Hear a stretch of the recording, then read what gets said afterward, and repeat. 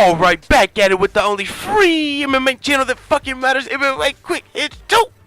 And I'm fucking excited right now because I just got my hoodie in from Teespring and that shit's dope. What the fuck you telling me, dude? My brother got his shirt. Shout out to motherfucking Aaron Burrell, ASB, motherfucking day one hitter, top shelf hitter. Fuck you, Matt. Hey, the fucking hoodie is dope, bro. I love it. Thank you again. Hey, this shit is tight. Alright, I'm off of that. I am fucking hyped though. I didn't expect this shit to get here so soon. It was supposed to be like 5 more days. Fuck you, Tab Matt Doug. Anyways, fucking, this is the debate. This is the fucking debate. Who is the #1 pound for pound GOAT? Who is the #1 pound for pound GOAT? I'm gonna mention some names. Conor McGregor, Dana White choice. Demetrius Johnson, Demetrius Johnson's choice. John Jones, a lot of people's choice. What about the steroids though? Will it affect him? Was it just dick pills? Has he been dodging USADA people under octagons? Has he been juicing his whole career? Will he look different? Will he lose now? Daniel Cormier. If John Jones looks different, if he beats John Jones, he will be the greatest of all time. But that's not here right now. So we got Conor McGregor.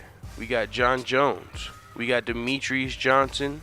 We got Anderson Silva. And we got Fedor Emelianenko. That's 5 people. One more time.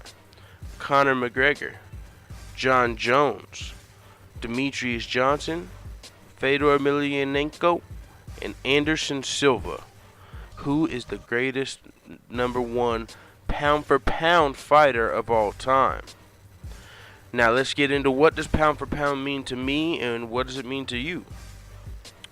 To me, pound for pound is if these guys, see now it's going to be different for everybody. Let me start off saying this. It's not who can fight at the most weight classes to me. I understand that thinking.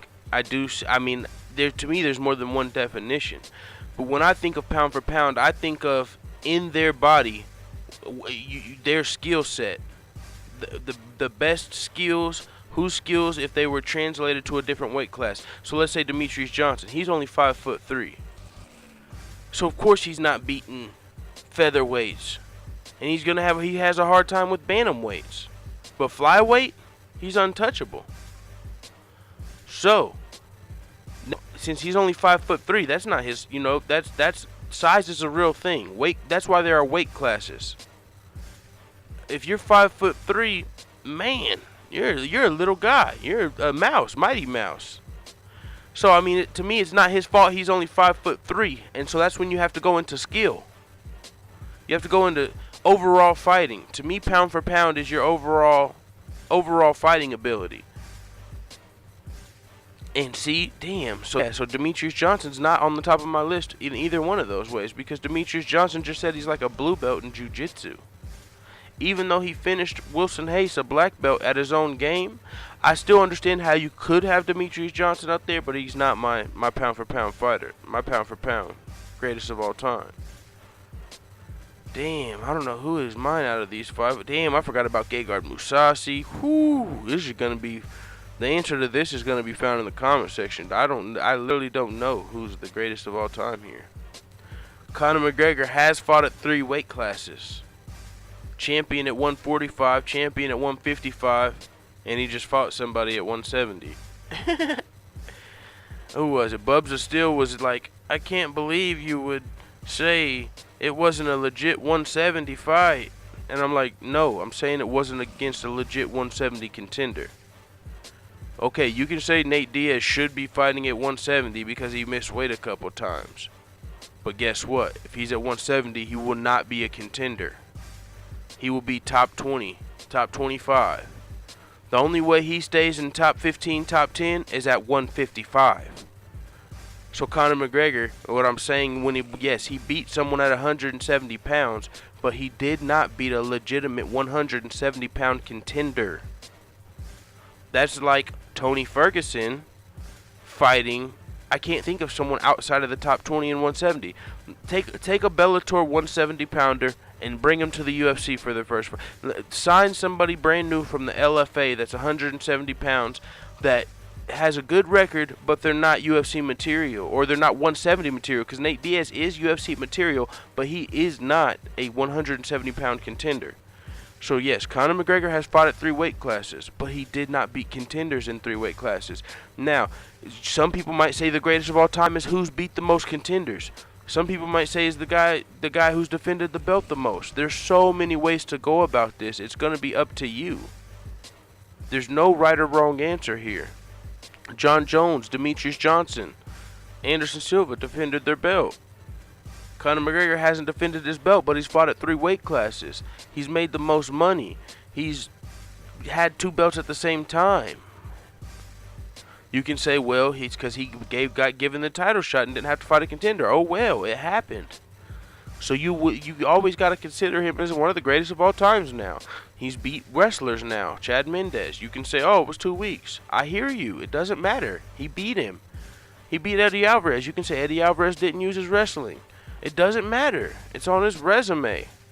So I hear you if you say John Jones. I hear you if you say Demetrius Johnson. I hear you if you say Conor McGregor. I hear you if you say Anderson Silva.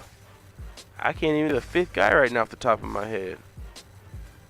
But I literally understand where you're coming from if you say it's Conor. I understand where you're coming from if you say it's any of these guys. John Jones, any of them.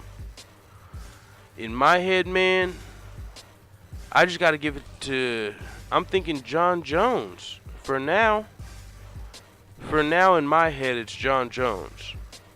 Because even if he was on...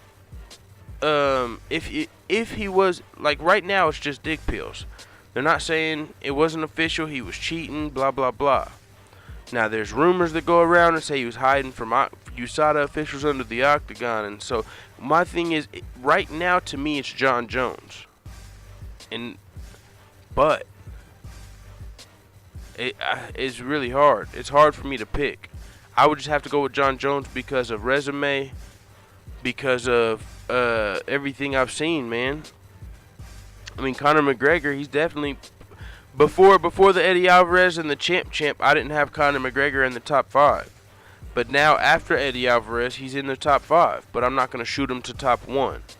Conor McGregor might be number 2 right now, he might be number 3 to me. I understand if he's number 1 to you. Demetrius Johnson might be number 1 to you. He's not to me right now. I understand. I understand why it would be to you if he is. John Jones. I understand. I'm going to say John Jones just because it's too hard to pick. And that's what this is a debate. I want to hear what you guys got to say, and that's going to help me influence my fucking opinion, dude, cuz this is a hard fucking conversation. There's so many variables. With that being said, I don't know what else to say, man. Fuck it. It is what it is. Let the hitters know what you think in the comments.